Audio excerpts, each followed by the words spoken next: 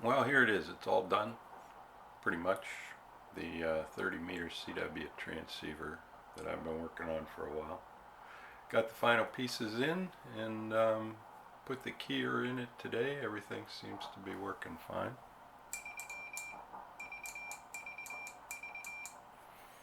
So, let me give you a quick little tour. Okay, first thing is the box. Custom made. I wish I would have had a little thicker FR4 material because, it's not BBO pretty, that's for sure. But I got some, little labels on the front and same thing on the. So the back has connections for power and a fuse and a speed control for the keyer, a little push button for the keyer, and a switch to switch between an external keyer or an internal keyer.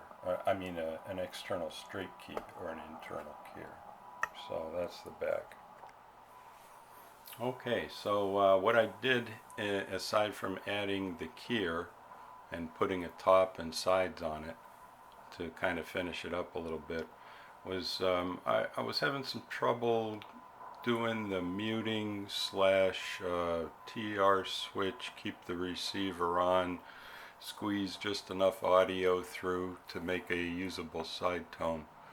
That did work, but it came with some unintended consequences as far as some clicking and popping and not real stable behavior. So what I decided to do was just throw another transistor in, mute the audio going to the audio amplifier from the product detector, just shut it right off, and use the internal side tone that comes with the keyer.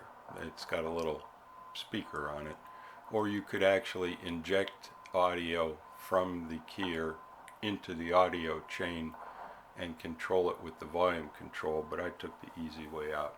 So let me pull the top off it here and show you what the final innards look like. The only other thing I might do is add a speaker, a little 2-inch speaker to the top. Most of the time I'll be powering it with headphones off the headphone jack, or I could even plug a speaker in there, but it might be nice to have a little speaker in the top. I think I have room for it. Okay, so here's a look inside of the final deal. I ended up mounting that keyer on this wall back here. So this is the keyer, and this is a push button to execute commands to the keyer, and this is a speed control here. I was going to put it over here, but I decided it'd be a little cramped there, and I'm thinking about maybe doing something else in this spot. So I had it all drilled out and the standoffs mounted, and it was a last minute decision to save that for something else and stick the keyer on that wall. So anyway, everything else is exactly the same. Here's the VFO, RIT circuit, power regulator, and a lot of this is overkill. Like, I didn't need this big of a regulator, but that's what I had in my junk box. And TR switching, DC switching on back here. This is the whole receiver board here. Audio is towards the end. The transmit mixer, high pass filter, the transmitter chain, the final amplifier, and now the keyer. So that's what it looks like inside. Oh, one more thing is kind of crazy. Wasn't sure how I was going to put that top on.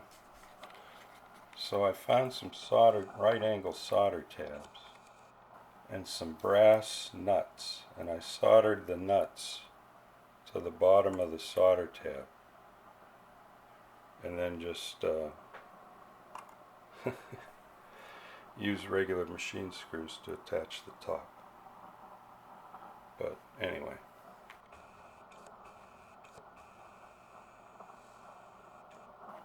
pretty crazy, huh?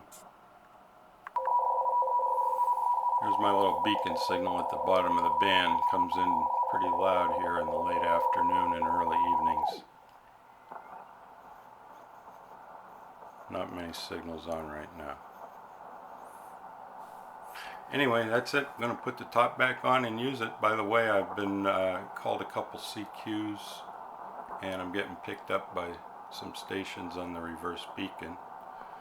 But I've only made a couple of actual QSOs with this thing, but now it's pretty much ready to go. 2.25, 2¼ watts out, 54 kilohertz of VFO coverage, RIT plus or minus 3.5 kilohertz, and in receive it draws a maximum of 150 milliamps if the display has all the digits with most of the segments lit up. That's the absolute maximum.